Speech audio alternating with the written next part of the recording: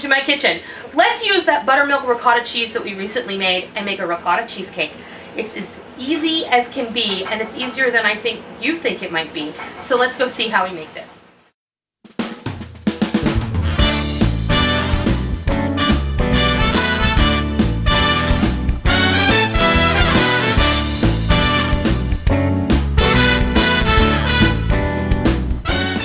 Get started with the ricotta cheesecake, we want to make a crust, and today I'm going to use amaretti cookies as the crust. Now, if you're not familiar with amaretti cookies, they're a gluten-free cookie. They're made with egg whites and ground almonds, a little vanilla, some almond extract, sometimes amaretto, and these happen to be topped off with a little pearl sugar. But they're pretty easy to find. I bought mine at TJ Maxx. Bonus, they were on the clearance rack because it's after Christmas. And they're not half bad. And they're pretty good. They're crunchy. They're very reminiscent of a macaron. If you're familiar with a macaron, it's like a meringue cookie. This has ground almonds and meringue. That's how it's made. So we're going to grind these up, and they're very crunchy. And they're very noisy. Okay, now that those are ground up, I did want to mention, if you don't want to use amaretti cookies or don't have access to them, you can use any sort of tea biscuit or graham cracker. I know in the UK you guys don't have graham crackers or can't get them, so a tea biscuit or like an arrowroot biscuit or any kind of hard biscuit is going to be fine. So then what we're going to do is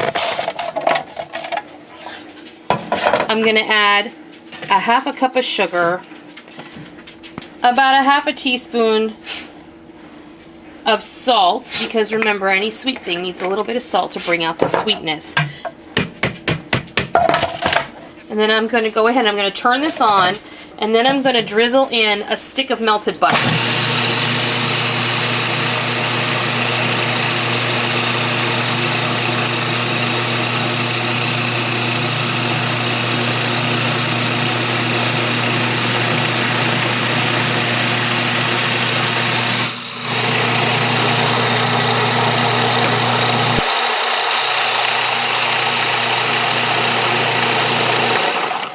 And you can see how it's starting to come together, and that's exactly how we want it to look, because we want it to look a bit like wet sand.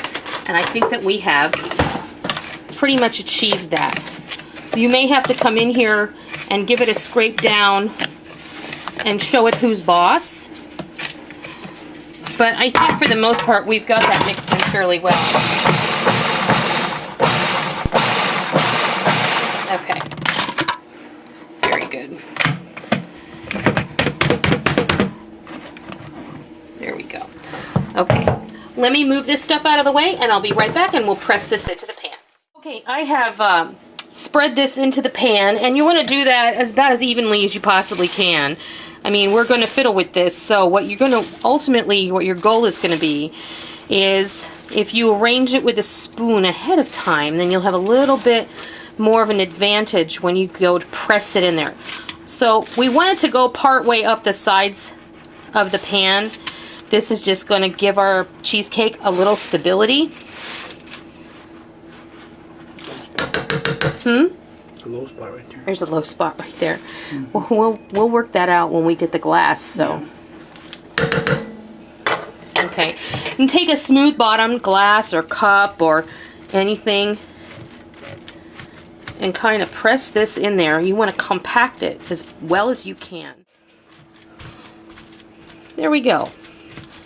Now, we'll get that out of the way. I'm going to pop this in the oven. I have been preheating at 350 degrees for 15 minutes. In that goes. And now we're going to go and we're going to come back and we're going to work on our filling. Now we're going to work on the filling for the cheesecake now that we have the crust over there in the oven. What I have is the buttermilk ricotta that we made, and that made about 1.5 pounds. So it's about, what is that, 28 ounces of ricotta cheese.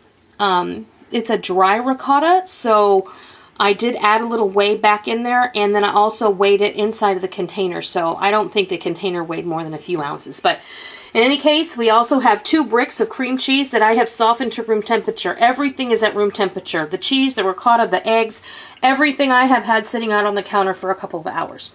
So what we're going to do is we're going to put the paddle attachment on. I have my scraper blade here, and we're going to let this combine and beat together until it's smooth.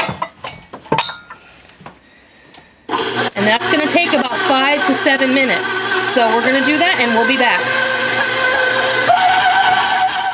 Okay, our crust is ready to come out of the oven.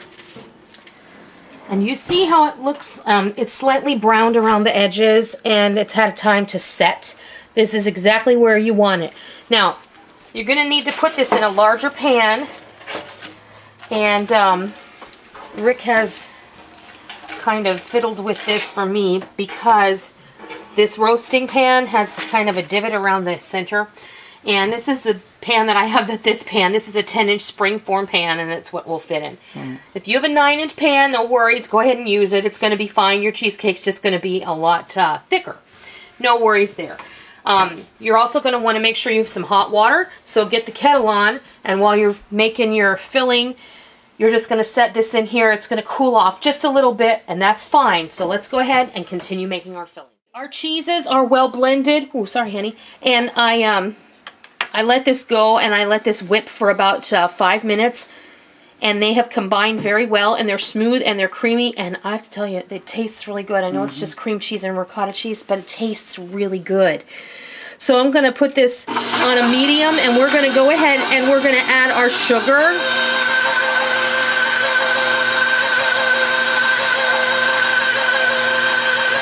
That's a cup of sugar.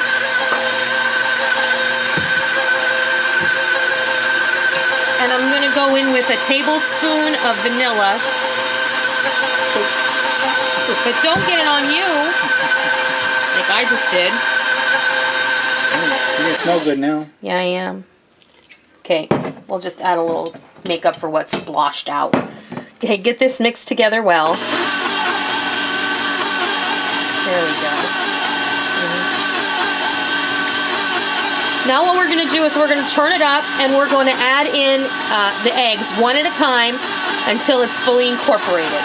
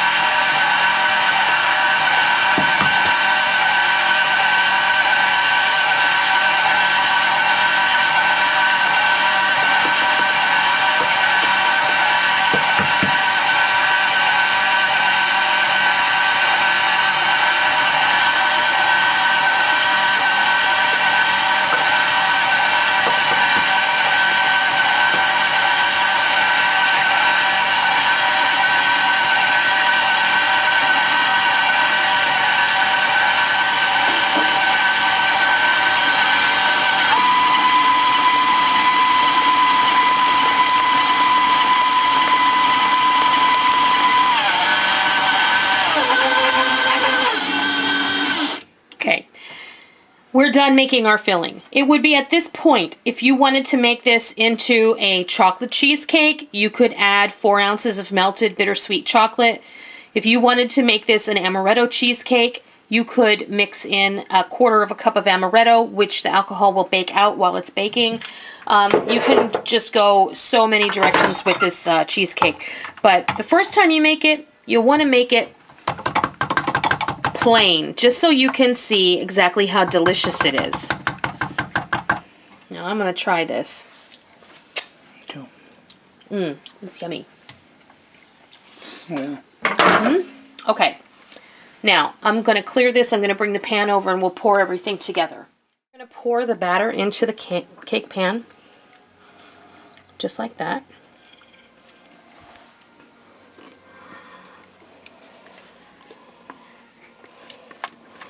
And scrape it all out of there.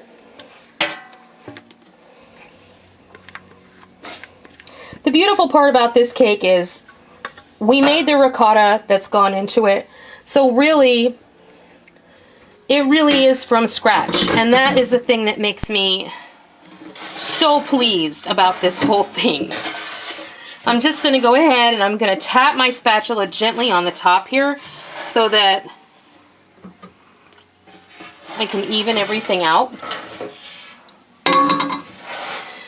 And then we're going to go ahead and I'm going to put it in the oven. And when you're working with a bain-marie, I want you to do this same thing. First of all, I need to move my rack down. Put your pan in.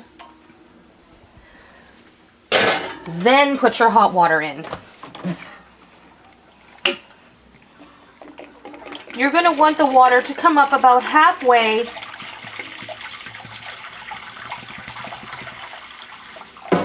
on your pan. This is going to allow your cheesecake to cook evenly and not burn on the outside. It's also going to help your cheesecake to not crack. Now, we've got our oven at 350. We're going to bake this for 70 to 75 minutes, and you're not going to open the door until that timer goes off. So set your timer for 70 minutes.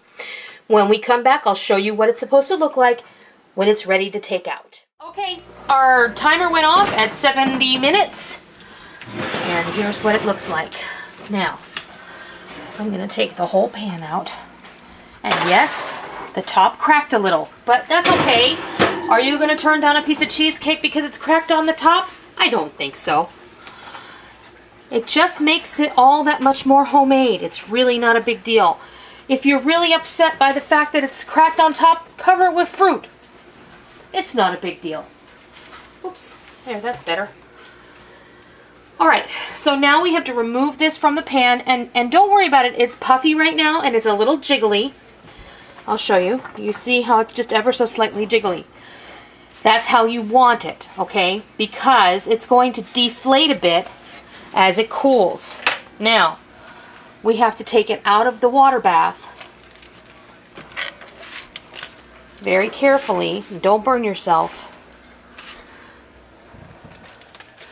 And leave it on the counter until it's cool enough that you can put it in the refrigerator. So I'm going to leave this to sit for about an hour. Then I'm going to put it in the fridge for a couple more hours. And then we'll come back and we'll serve you a delicious piece of homemade ricotta cheesecake. Okay, we're back and our cheesecake is ready to take out of the pan.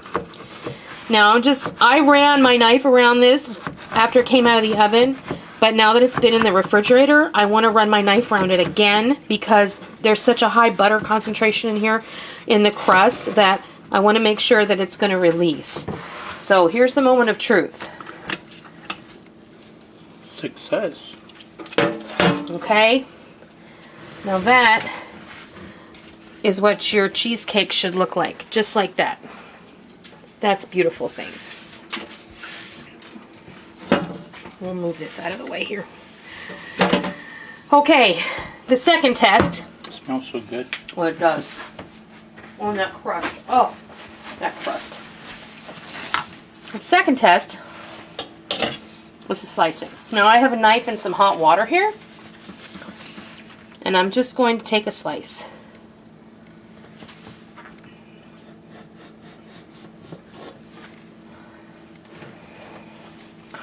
And you always dip it every time you make a cut.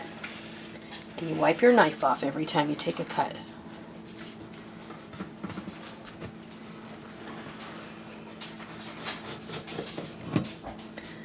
And we'll make sure that it's gone through the crust on the bottom.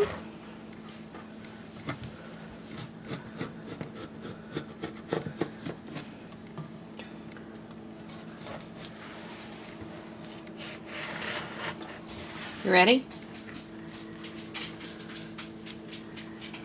Look at that. There's your ricotta cheesecake. Look at that.